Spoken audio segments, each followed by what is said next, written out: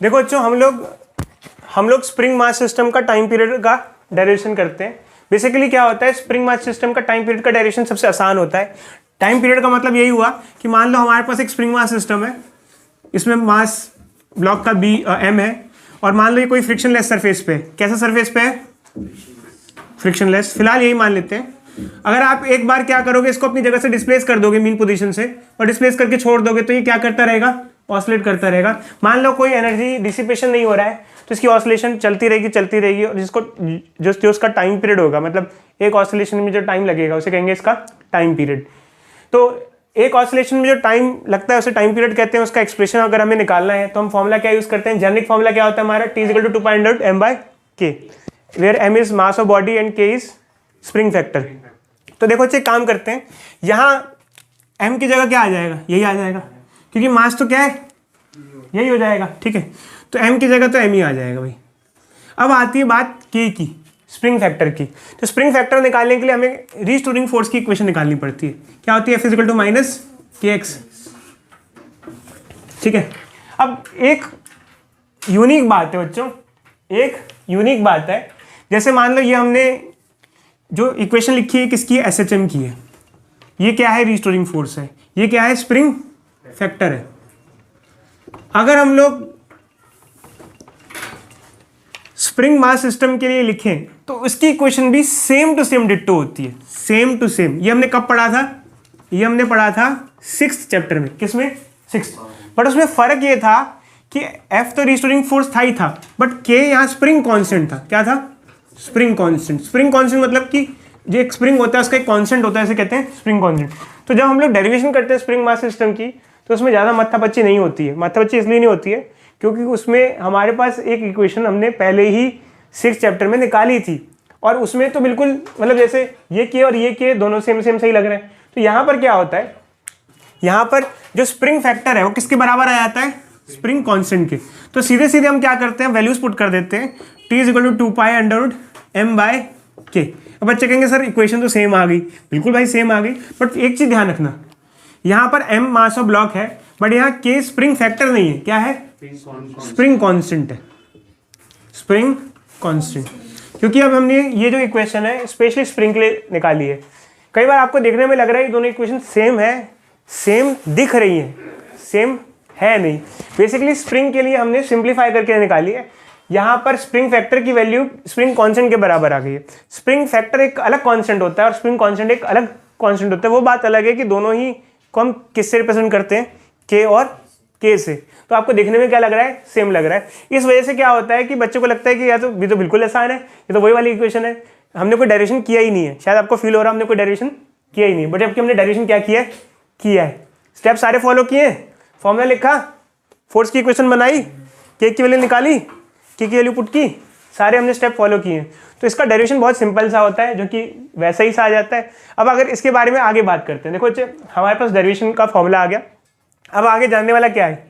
इधर देखो बच्चे, आगे जानने वाला ये है कि कुछ केसेस हमको समझने पड़ते हैं। देखो बच्चे, जैसे कोई भी ऑसिलेटरी मोशन हो, अभी मैं जो बात कर रहा हूँ फिलहाल जिस बारे में, वो सिर्फ स्प्रिंग मास सिस्टम का नहीं, वो पेंडुलम का केस भी है।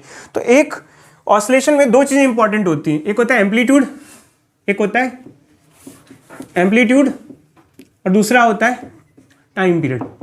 तो देखो जी, टाइम पीरियड का तो फॉर्मूला आप लोगों ने सीख लिया कि इसका क्या होता है, ठीक है। बट इसके अंदर एम्पलीट्यूड बहुत इंपॉर्टेंट होता है। क्या होता है? एम्पलीट्यूड बहुत इंपॉर्टेंट होता है, ठीक है। एक चीज अब जानना जरूरी है, इधर देखो बच्चे, एम्पलीट्यूड क्या होता है बताओ बच्चे, व्हाट इज एम्पलीट्यूड? मैंने देखा ही नहीं, अरे मूवी थोड़ी है, पता बच्चे।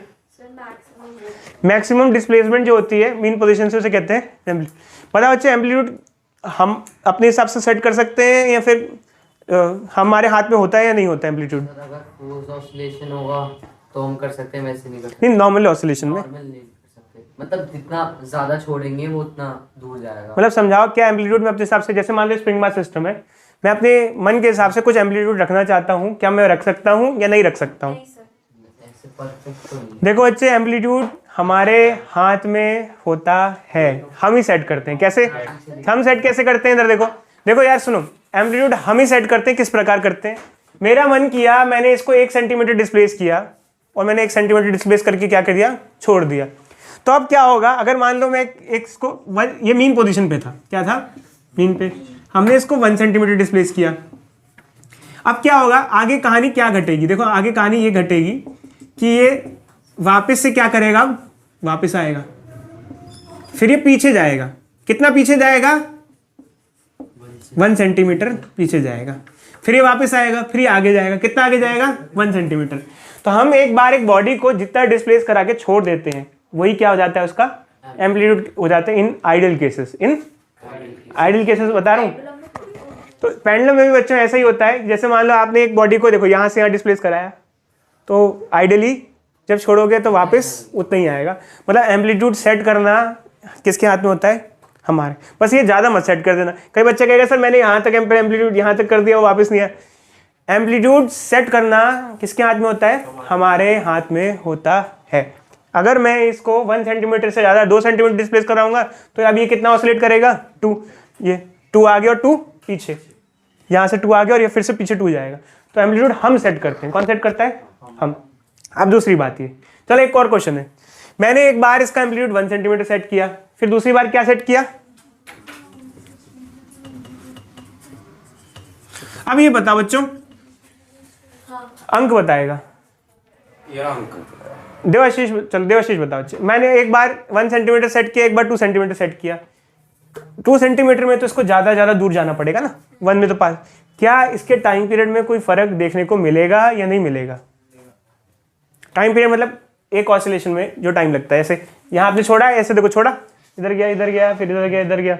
अब तू ज़्यादा खींच के छोड़ा, ऐसे ऐसे करेगा क्या, क्यों नहीं। अब ये बच्चा कह रहा है कि सर टाइम पीरियड एम्पलीट्यूड अगर अलग अलग भी हो, टाइम पीरियड में फर्क नहीं होगा, क्यों नहीं होगा बताओ। सर वो लेंथ पे डिपेंड करता है ना। देखो अच्छा, ये बच्चा कह रहा है सर देखो यहाँ टाइम पीरियड में एम्पलीट्यूड का कुछ फॉर्मूला आ रहा है क्या, नहीं आ रहा। तो ये कहने का मतलब ये है कि एम्पलीट्यूड कोई भी हो, टाइम पीरियड क्या होता है, इंडिपेंडेंट होता है।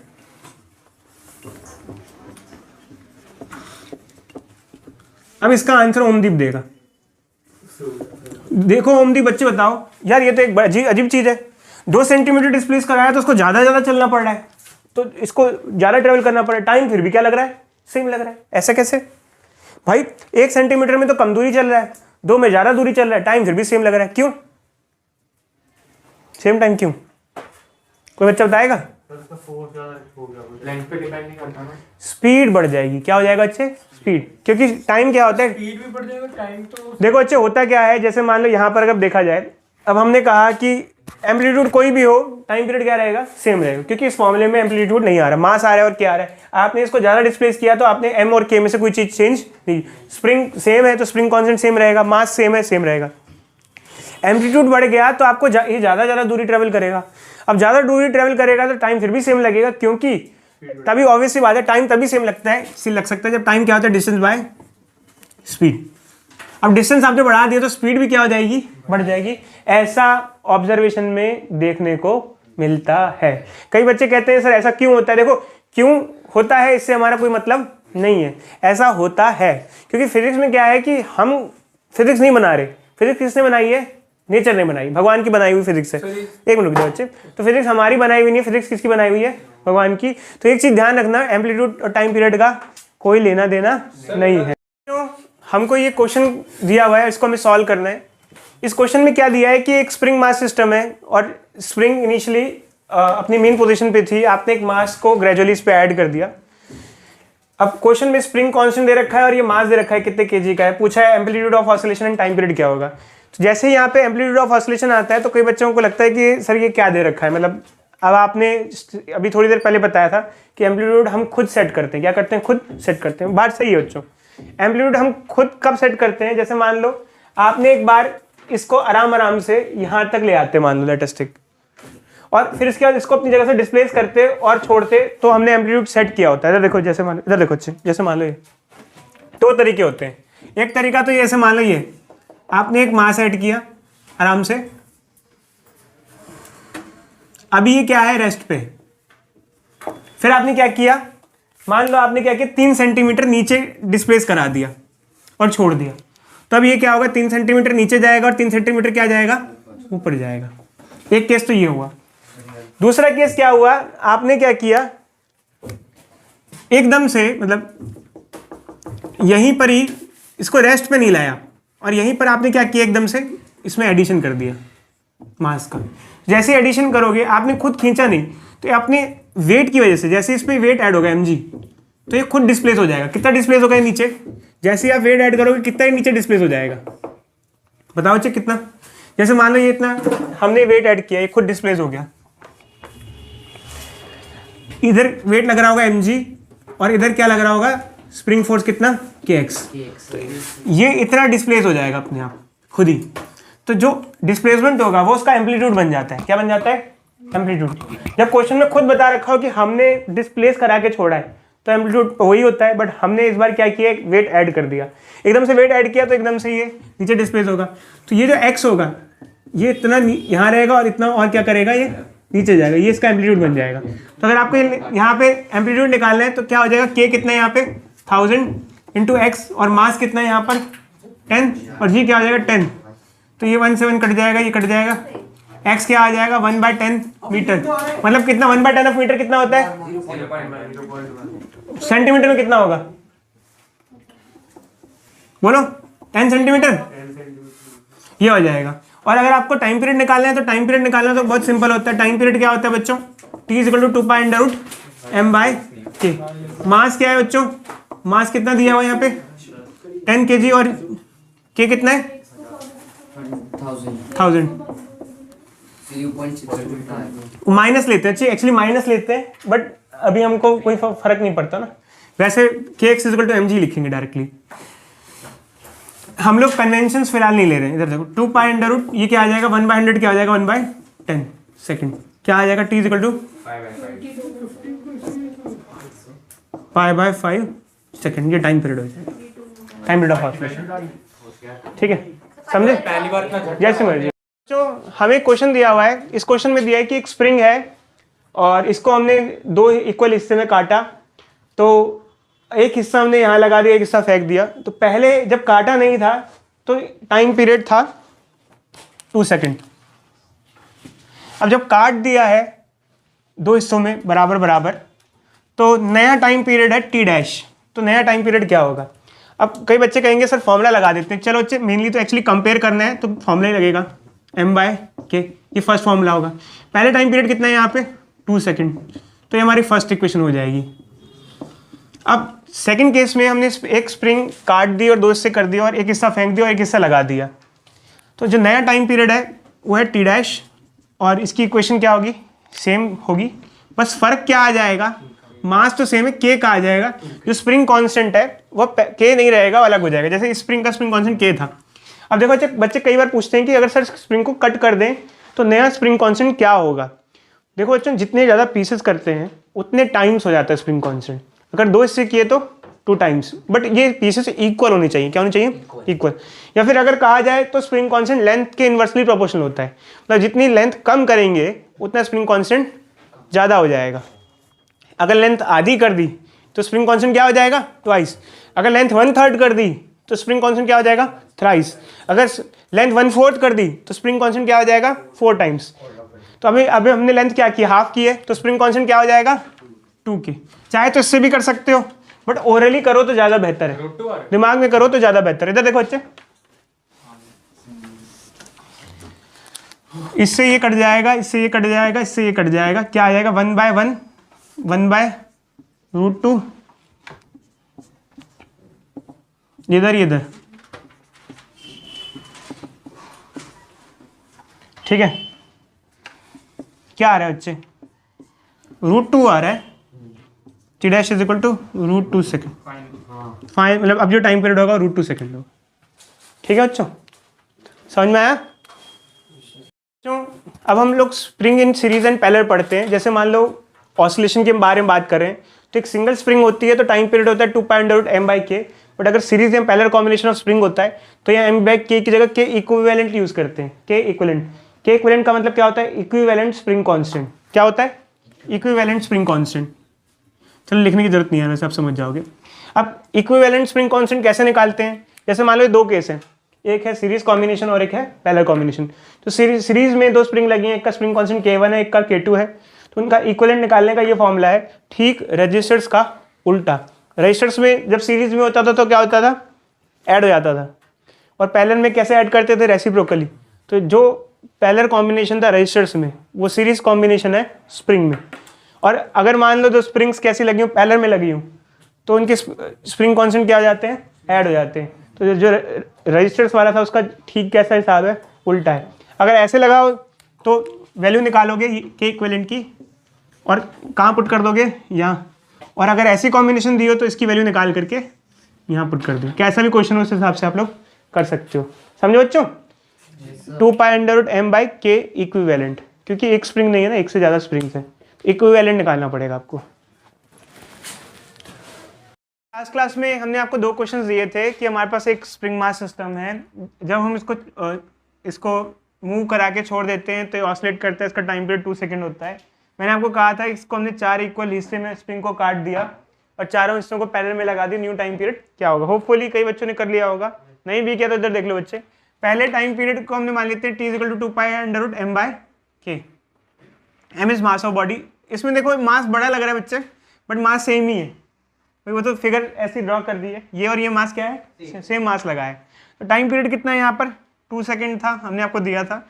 अब मान लो कि हमने ये स्प्रिंग को काट करके 4 इक्वल पार्ट में और पैरेलल में लगा दिया, तो अगर पहले स्प्रिंग कांस्टेंट k था तो अब हर एक का क्या हो जाएगा बच्चे, बोलो। पहले स्प्रिंग कांस्टेंट k था तो अब हर एक हिस्से का 4k। जब हम लोग स्प्रिंग को काटते हैं 4 हिस्सों में काटा तो लोगों को लगता है कि 1/4 हो जाएगा, नहीं, इनवर्सली प्रोपोर्शनल होता है। क्या होता है बच्चे, इनवर्सली। लास्ट क्लास में बताया था 1/4 नहीं होगा, क्या हो जाएगा, 4 टाइम्स हो जाएगा। 4 टाइम्स, जितना हिस्सों में काटोगे उतना उतना कम नहीं, उतने टाइम्स हो जाएगा। जितनी लेंथ कम कर दोगे, जैसे यहाँ लेंथ एक की लेंथ कितनी की, 1/4 की, तो उल्टा क्या हो जाएगा, 4 टाइम्स हो जाएगा, क्योंकि स्प्रिंग कांस्टेंट लेंथ के इनवर्सली प्रोपोर्शनल होता है। अगर लेंथ 1/4 की तो spring constant 4 times, 4k 4k 4k 4k। ठीक है, अब नया क्या होगा, टाइम पीरियड को t' मान लेते हैं, 2π√m/k इक्विवेलेंट। इक्विवेलेंट k कितना होगा, यहाँ पर क्या सबको ऐड कर दें। देखो अच्छे, आमतौर पे देखो रजिस्टर के केस में तो पैरेलल में ऐड नहीं होता, बट स्प्रिंग के केस में पैरेलल में क्या हो जाता है, ऐड हो जाता है। बताया था आपको, 4 4 4 4 16k। टाइम पीरियड क्या हो जाएगा, ये 12 आ जाएगा, क्या आ जाएगा, 1/4 2π√m/k। अब क्या है बच्चे, इन दोनों इक्वेशन को डिवाइड कर लेते हैं, इसको डिवाइड कर रहे हैं, इसको तो डिवाइड करोगे तो ये कट जाएगा, ये 2π कट जाएगा। ठीक है, किन किन को करें बता ना, इसको और क्या आएगा अपॉन में, मतलब रेशियो में क्या आएगा, t'/2 1/4 और 1/1। ये तो 1/1 ही रहा, 1/4 2। ठीक है, t' 1/2 सेकेंड। नया टाइम पीरियड क्या हो जाएगा, 1/2 सेकेंड। कोई डाउट बच्चों इसको लेके, बताओ कोई डाउट हो, लिखने। देखो बच्चे, पहले तो इसका लिख दिया हमने, फिर इसका लिखा। इसमें क्या होता है, यहाँ पर के इक्विवेलेंट लेते हैं, m/ इक्विवेलेंट सबका मिलाकर, यहाँ पैरेलल में ऐड हो जाता है, तो 4 + 4 + 4 + 4 क्या हो जाएगा, 16। बस दोनों का रेशियो निकाल लो और फाइनल जो आंसर आ जाएगा। ठीक है, बाय कैलकुलेशन, मैथमेटिक कैलकुलेशन तो आप कर ही सकते हो बच्चे, इस बात में कोई प्रॉब्लम नहीं है। तो इस बात तो आप सर ये टाइम तो आपने उसका लिया है ना, ये इसका टाइम पीरियड दे रखा था, इसका निकालना था, तो हमने 2 केस लिए, इसको रेशियो निकाल लिया, कंपेयर कर लिया। सब्स्टिट्यूट कर लो, कंपेयर कर लो, मैथमेटिक्स आपकी है, आप इसको यूज करो। बस 2 केसेस हैं, एक का दिया है और दूसरे का निकालना है। तो बच्चे होपफुली बच्चे इतना तो आप लोग अच्छे से करके आई हो। बट एक्चुअली क्या है, अब ये क्वेश्चन हमारे पास ये है, इसमें हमने पूछा था कि इसमें टाइम पीरियड का क्या एक्सप्रेशन होगा, एक्सप्रेशन फॉर टाइम पीरियड। अब यहाँ पर क्या होता है बच्चे, कई बच्चों को कन्फ्यूजन हो जाता है, कई बच्चे कहते हैं सर ये सीरीज में है, पैरेलल में, सर समझ में नहीं आ रहा क्या है। देखो बच्चे, एक्चुअल में क्या होता है कि काफ़ी डाउट है रहता है बच्चों को सीरीज और पैरेलल का। तो कई बच्चे कहते हैं सर ये सीरीज है, कई कहते हैं पैरेलल है। हम आपको एक चीज़ समझाना चाहते हैं बच्चों के दिमाग में सीरीज और पैरेलल को लेकर डाउट होता है, चाहे अगर हम बात करें 10th क्लास में तो भी डाउट होता था सीरीज कॉम्बिनेशन में क्या होता है। तो रजिस्टर्स होते थे तो सीरीज कॉम्बिनेशन में क्या होता था और पैरेलल में क्या होता था, कोई बच्चा बताएगा क्या क्या सेम होता था। किस में करंट सेम होता था? सीरीज थी तो करंट सेम होता था और पैरेलल में वोल्टेज थी। वेरी गुड बच्चों। तो वो वहाँ इस चीज़ का रूल यूज होता था। ये नोटबुक किसकी है? अच्छा शाबाश, चलो कम से कम क्वेश्चन लिखा है आपने, बधाई मैंने आपके सारे हो, क्वेश्चन बधाई हो बच्चे। चलो इधर देखो, अब यहाँ पर क्या होता है, यहाँ क्या रहता है, देखो यहाँ सीरीज पहले का क्या चक्कर होता है स्प्रिंग में। देखो जो स्प्रिंग में क्या होता है, जैसे स्प्रिंग है हमारा, एक स्प्रिंग के बाद दूसरी स्प्रिंग लगी हुई है, तो इधर देखो ये कैसा लगा है सीरीज में, K1 और K2। यहाँ की क्या चीज़ सेम होती है, यहाँ दोनों पे लोड सेम होता है, सेम लोड। किस केस में? सीरीज में। In case of series the load will be same. और इन केस ऑफ पैरेलल क्या हो जाएगा?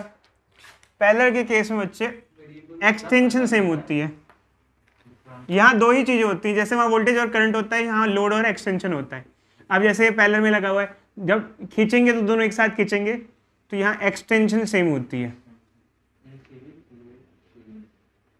सेम एक्सटेंशन सेम होती है। ठीक है, तो ये बच्चे हमारे पास रिजल्ट्स आते हैं।